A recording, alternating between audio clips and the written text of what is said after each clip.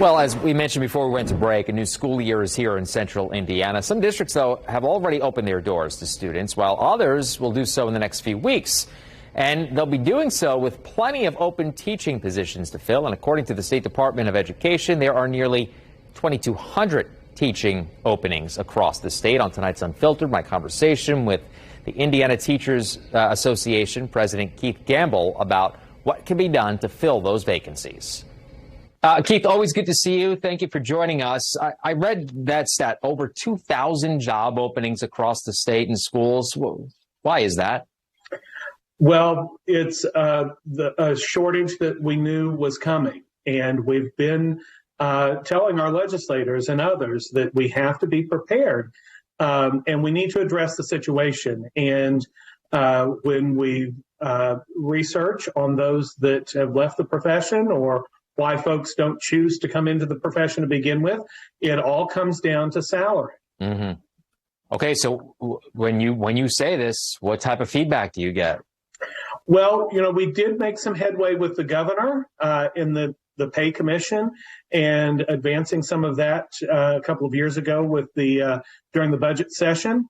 But as the governor was wanting to advance us in the region, the other regions also increased their funding into education, and those that were ahead of us in pay remain ahead of us in pay. And so we're going to have to recognize that this isn't a situation that's going to resolve itself just by trying to make another pathway into the profession. We're going to have to recognize that folks are unwilling to take these jobs. Yeah. And it's not just teachers, it's bus drivers, it's paraprofessionals, all of the jobs associated with education. For some perspective, let's talk pay. What are the numbers that we're looking at when you compare them to the other states in the region? We know that we lag behind anywhere from $5,000 to $10,000 on upward. Some have really increased their starting pay for teachers, which then immediately causes folks to go, where are they going to be able to start at the best rate? Right.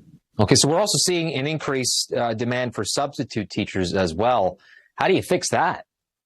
Well, when I started teaching, we had more folks going through the education programs in our universities than we had jobs. And so many of our substitute teachers, when I started teaching about 30 years ago, were looking for a teaching job. And so they wanted to make sure they were out there in those schools, getting their name known and showing what they were able to do. Now we have fewer students going through the programs than we have jobs. Yeah. And with a large number of folks who qualify to retire, it only makes matters worse. How does the lack of teachers impact the classroom?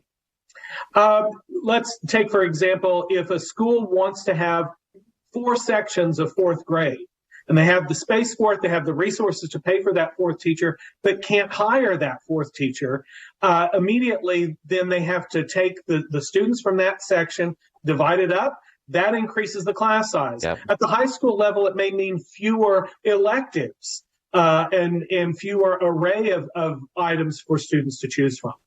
Yeah, that's not good. So if folks are watching this, how do you ease their minds, whether it be parents or even teachers out there? For parents, I would say your school district is going to do everything they possibly can to make the best of this situation. But we have to make sure that schools and families alike are really starting to put pressure on our legislators to do something about this. We've got families now who are going to struggle with getting their children to school because of changes in bus routes. Yeah. And that is an immediate kitchen table issue that families are facing, and our legislators are going to have to step up to fix it.